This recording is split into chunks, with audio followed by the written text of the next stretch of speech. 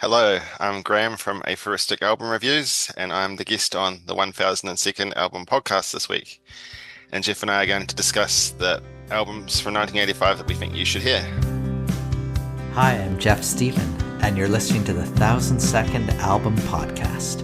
This season, we're talking about must-hear lists as I continue to ask people that are important to me all about the music that's important to them.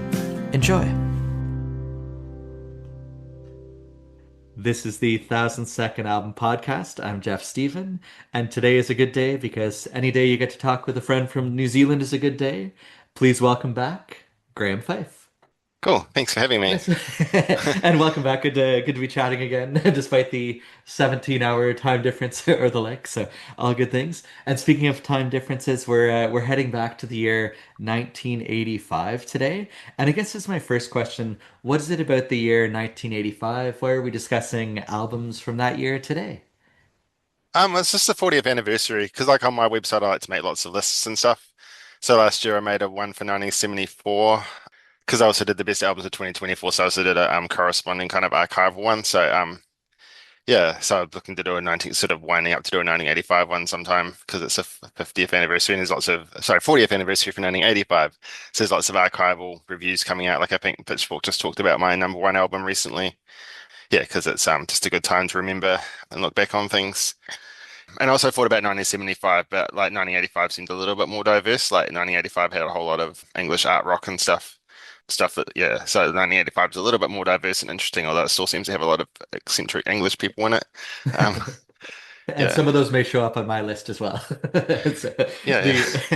no, and I'd imagine, yeah, on the anniversary blog posts, 75 and 95 and others can still get mentioned there too. But I'm glad we chose 85 today in podcast form. One of the big reasons I'm so fond of this year was uh, probably my in my top five movies would be Back to the Future, and of Oh, course yeah. that's the that's the year where Marty started his journey from, and then inevitably went back to at some point. And yeah, it's the anniversary. It's right in the middle of the '80s, so it gives an idea if we're talking about what the '80s were like. This is right around the midpoint of it, so it'd be an interesting sort of look at that. And I don't know if you remember, there was a song maybe 20 years ago or so now by a group called Bowling for Soup called 1985, where it had I don't the think I've heard that. oh Sorry. no, it's a Yeah. it's a toe tapper. It's very catchy. But the character they're singing about in the song, they say she's still preoccupied with 1985. And although although I wouldn't say I'm preoccupied with 85, a lot of the artists that show up on my list, and I'm sure show up on yours as well, are still favorites to this day. So it's nice that 40 years down the road, there's some timeless stuff in here, which is still well worth a listen in 2025 and beyond. But I guess without further ado, if we go the 5 5 4 4 3 3, Graham, what did you have for your must hear, the fifth must hear album of 1985? So I imagine you're probably not familiar with this one. But I might be wrong. But my pick for number fifth is probably the most obscure album on my list, and it's Fig Mania by Robin Hitchcock and the Egyptians. Okay. I think you probably heard another of his albums, which often turns up on lists, which is I Often Dream of Trains from 1984. So this is like kind of the sequel to that, but like with I Often Dream of Trains, he recorded it completely solo. Yeah, and it's just him on a piano and a guitar. But and for Fig Mania, he recruited a backing band again, got together with some of his previous band called the Soft Boys. Yeah, and did more of a yeah, like a full band album. Trend I noticed on my list is there's a couple of artists who are super sincere all the time, but the other three sort of alternate between being sincere and kind of, doing songs that sound quite tossed off or silly. So like Robin Hitchcock's certainly one of those. So he's often like compared to Sid Barrett from Pink Floyd in the 1960s. He's kind of doing this kind of neo psychedelia thing. And you kind of get these quite, and his plus his dad's famous, not his dad was a famous novelist. So he kind of writes these kind of surreal kind of it's like a song called The Man with the Light Bulb Head, and there's a song called My Wife and My Dead Wife. And they're all kind of these quite surreal kind of English kind of whimsy, but a little bit dark as well. And yeah, but there's also some quite serious songs like Glass, which I should probably think more about, but it's kind of feels like a little bit of a kind of him thinking about impermanence and Yeah, and he's got all these themes that if you've heard some of his albums, he's got all these themes. He's quite obsessed with insects. He's quite obsessed with sex and reproduction. He's quite obsessed with death. So that he has all these strands running through his albums. Yeah, and I think that's very much that. And I Often Dream of Trains, which kind of gets a lot more recognition these days, are kind of his peak.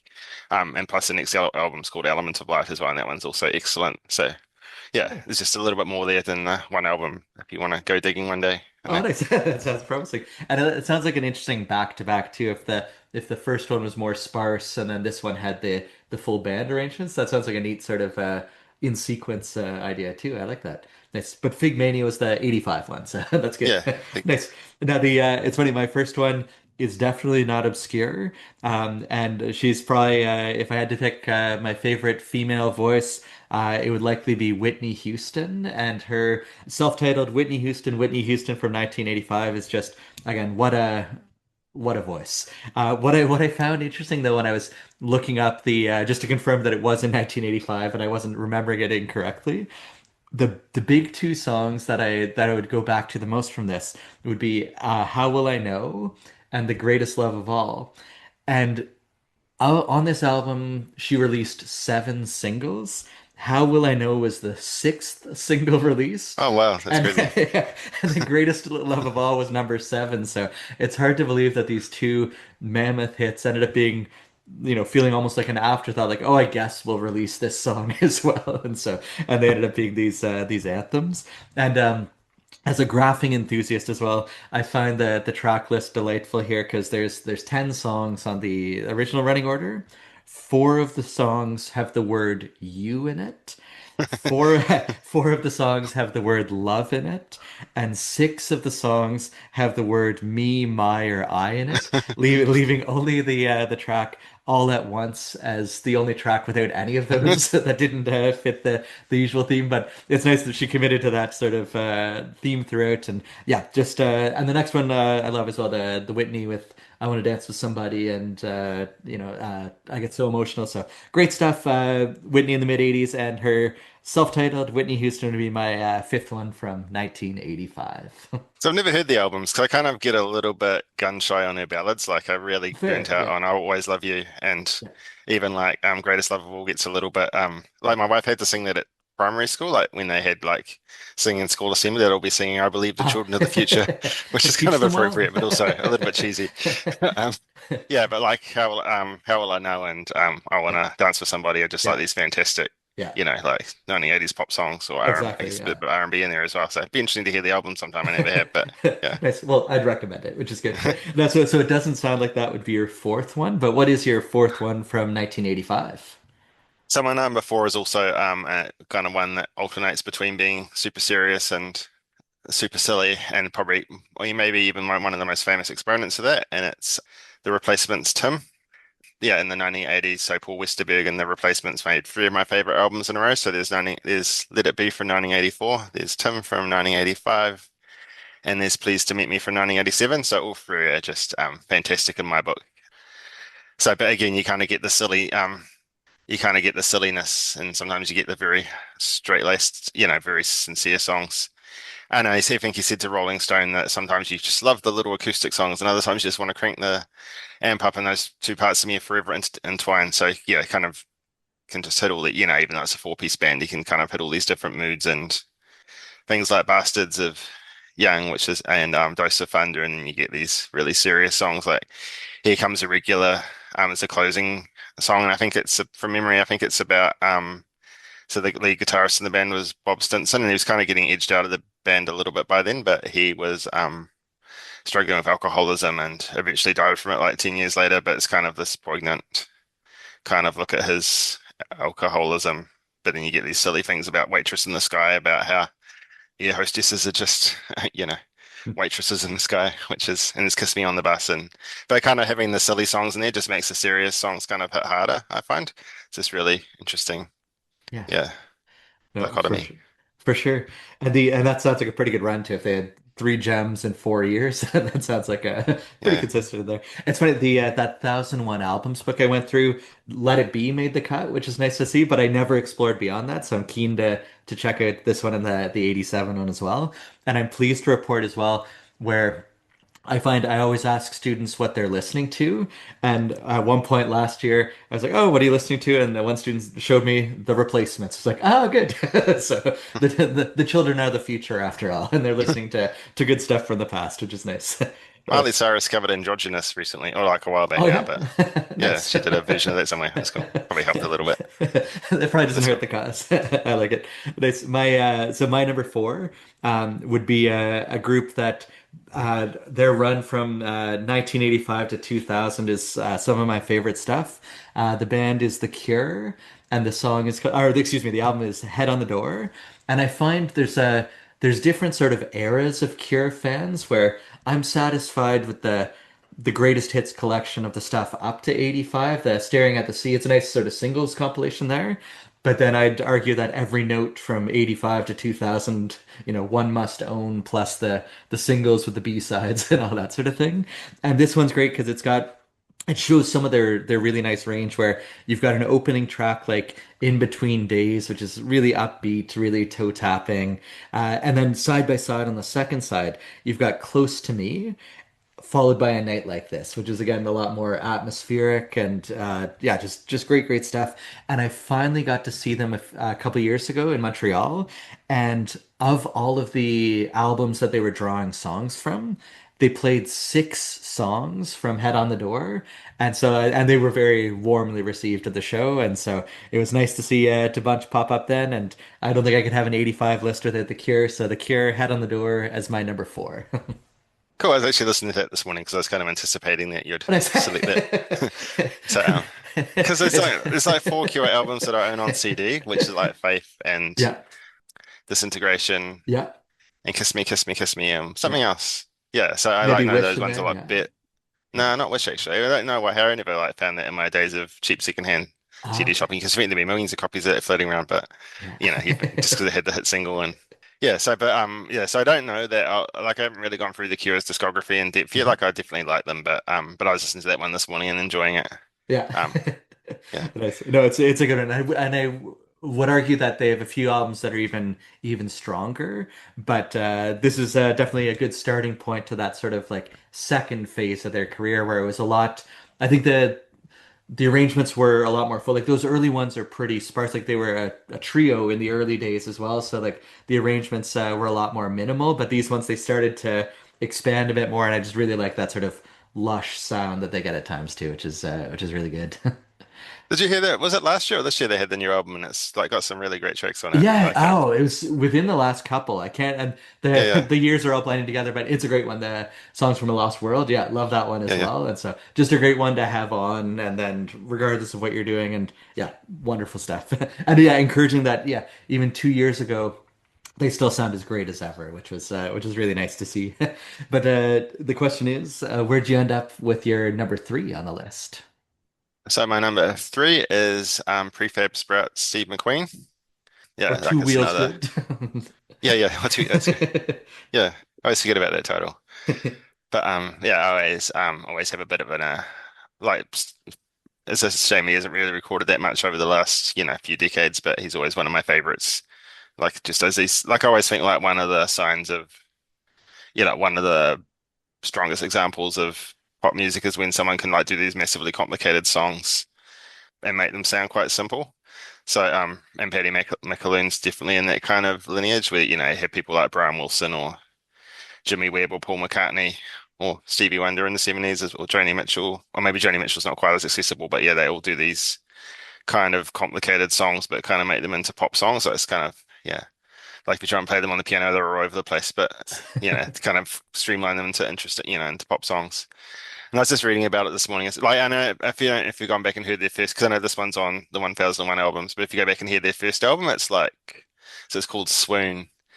And I think like Paddy McAloon said thought it was going to be bigger than Thriller, but it's like completely like this is much more restrained. Like the first album is just has these songs that use every single chord, or like like the 12 different tone, every not every variation, every chord, but it's got the song called I Never Play Basketball Now, where it's just like completely insane. So it wasn't bigger than Thriller because it was No. a bit.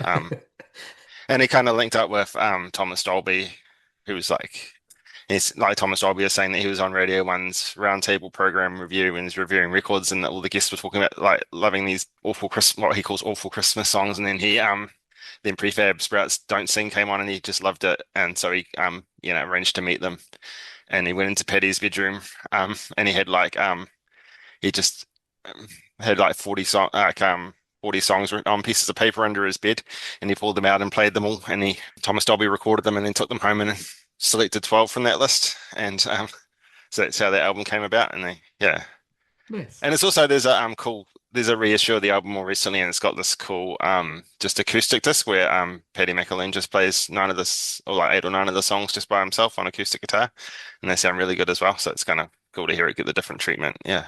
I like it.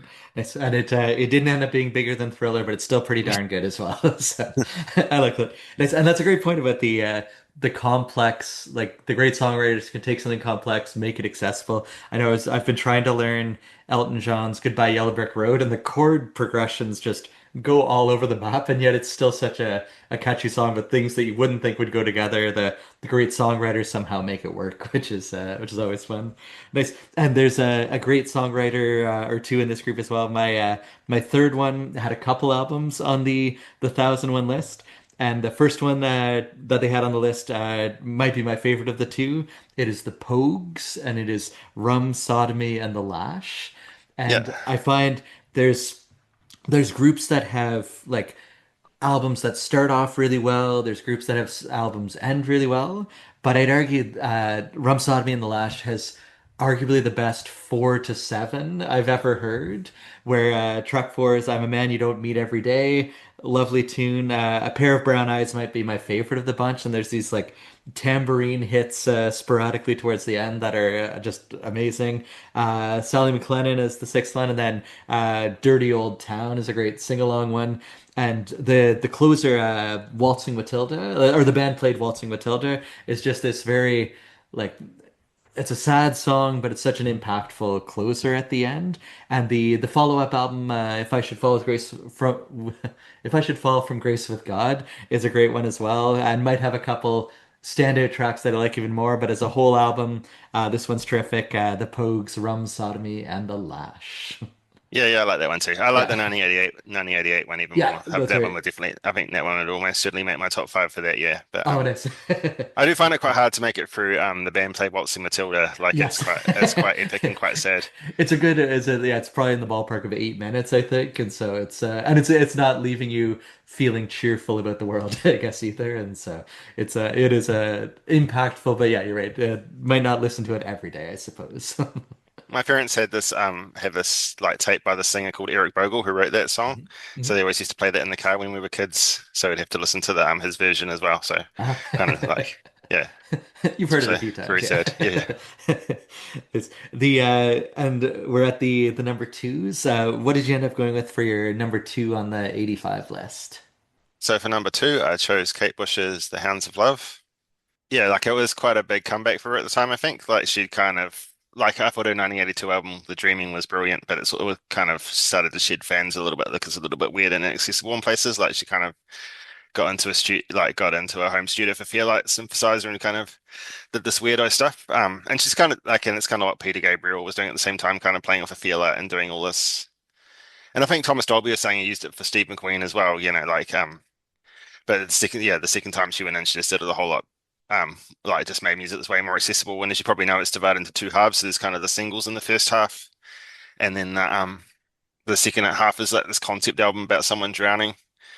Yeah. So and obviously, Running Up That Hill became a number one hit recently after it was featured in Stranger Things. So but also like one thing I really like about the album is I have the CD version where it's got these bonus tracks that are completely amazing as well. Like there's a song called Burning Bridge, which was a B-side, but it sounds like it could have been a hit single. And there's like Under the Ivy, which is this beautiful little piano piece. Yeah, I heard just singing on a piano.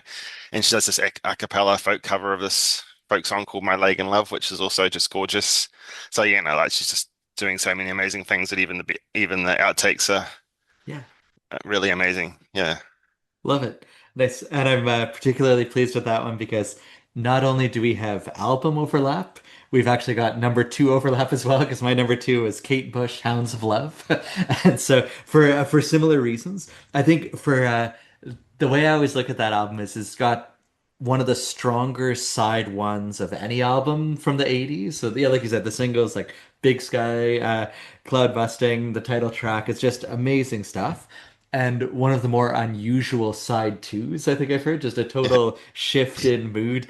And I remember when I first heard it, I likened it back actually to Back to the Future, where do you remember in the movie where Michael J. Fox he's playing the guitar in 1955 and he's doing like the sort of Chuck Berry and AC/DC and all that sort of And it thing. goes And into metal. Yeah. that's right. Yeah. Your kids are gonna love it. Also. That's it exactly.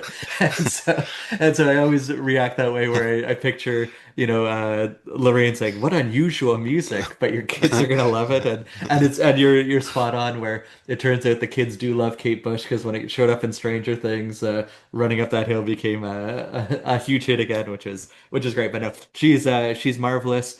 And on any given day, that might be my favorite Kate album as well. So for both of us, number two, Kate Bush, Hounds of Love. I actually like looked up a couple of sites like Rate Your Music, which can kind of sometimes be a bit nerdy and covered with music nerds. Yeah. Also like kind of goes a little bit metal and progressive metal, and it's kind of got better, but those things used to dominate. But yeah, like the number two and number one albums were the same as like maybe a different order, but the same two I had. And we'll see if we ended up at the same place as well. The question is, what was your number one? So my number one album was Tom Waits' Rain Dogs. If you've heard some Tom Waits stuff, there's kind of a career of two halves in some ways, and like this dividing point is so he kind of started this like 1970s kind of singer-songwriter and like a little bit different, like he's not quite. I think I was just reading about how other songwriters like to chronicle their own lives, but Tom Waits kind of in the 70s he kind of made up these songs and made up this persona, like made up these songs and then kind of adapted his persona to fit those songs. So he kind of ended up as this kind of drunken person who just sit there and observe and this kind of interesting, this beatnik kind of guy. But then in the he met Kathleen Brennan, who was like like a writer of something, yeah, and they married, and but she kind of introduced him to this more avant-garde music like Captain Beefheart, and he'd kind of go around and scrounge these instruments from secondhand shops. So he's got these accordions and marimbas and all this, like these odd sounds. And also for Rain Dogs, he moved to New York at that point, so he's kind of tapped into this sort of underground music scene there. So he kind of started working with these cool musicians, and so yeah, Rain Dogs is my favorite. Like the predecessor's called Swordfish Trombones, and that's also excellent. But like Rain Dogs is even better in my book, and it's kind of like this lengthy. It's probably almost, I think it would probably be a double LP, and it does have the hits like Rod Stewart later turned Downtown Train into a hit. So he's kind of right. There's still some pretty accessible songs on there, but he's also kind of doing these kind of, he'll go over him doing these kind of stompy kind of blues songs to these like kind of heartfelt ballads. And it's kind of this, juxtaposition between kind of theatre, it was almost kind of theatrical to heartfelt that and it's also, it's really effective because it just makes he's not drowning in cheese, but he's kind of alternating, it's kind of makes it really effective as well. Nice. Yeah.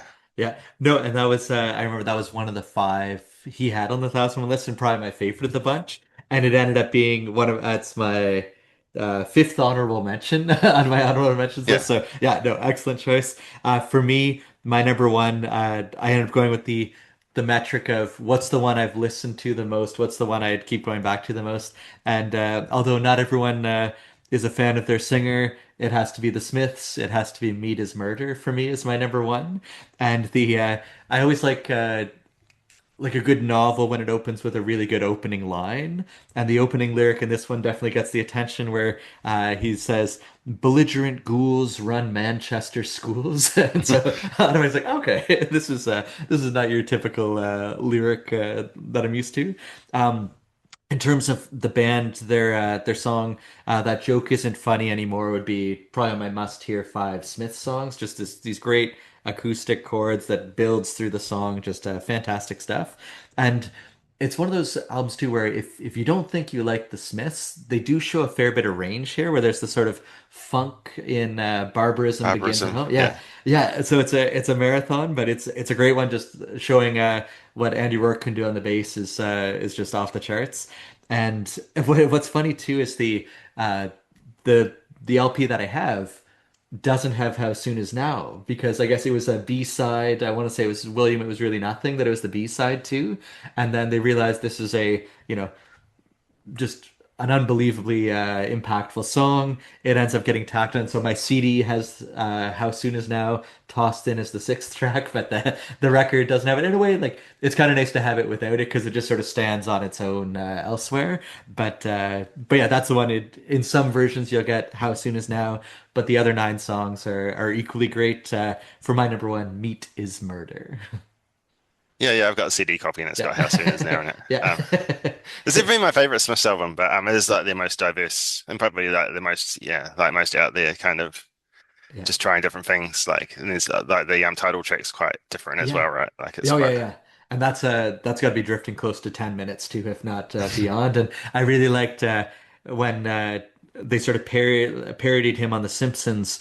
Brett McKenzie did a song called Hamburger Homicide that sort of like was I haven't meant to seen be that. very Yeah. it's a lot of fun. It was meant to be very Morrissey-esque, and they captured the his mannerisms pretty well in Simpsons form. But yeah, so the again, lots of gems there. What else did you have on your honorable mentions list?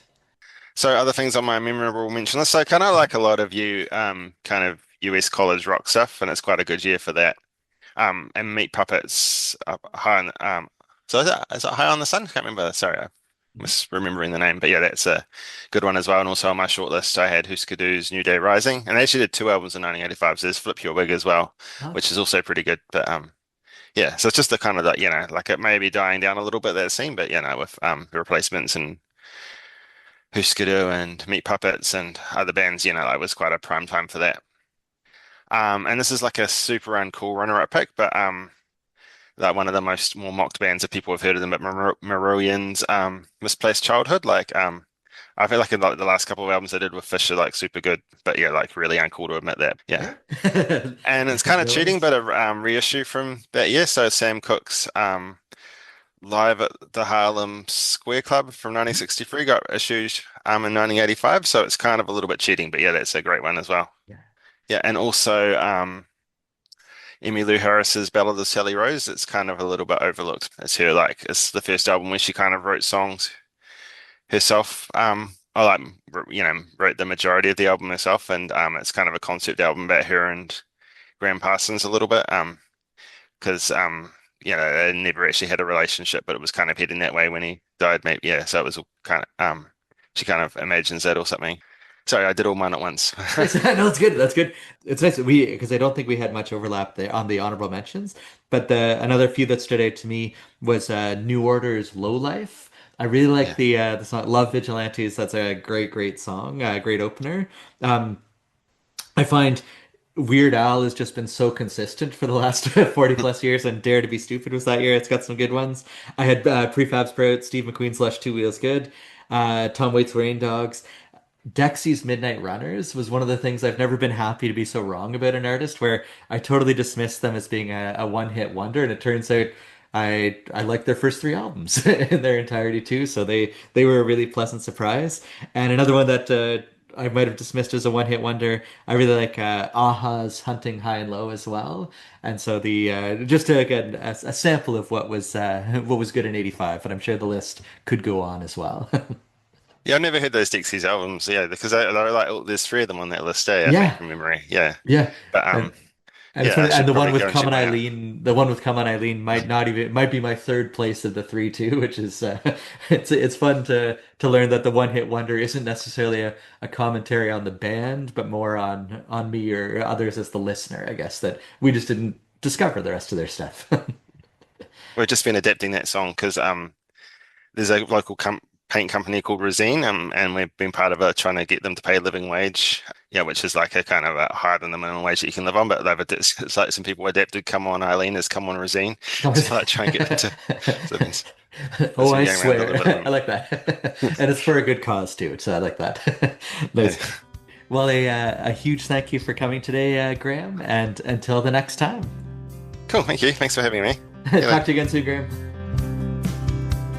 This has been the 1002nd Album Podcast. Thanks for sharing some of your time, energy, and attention with us today. Take care.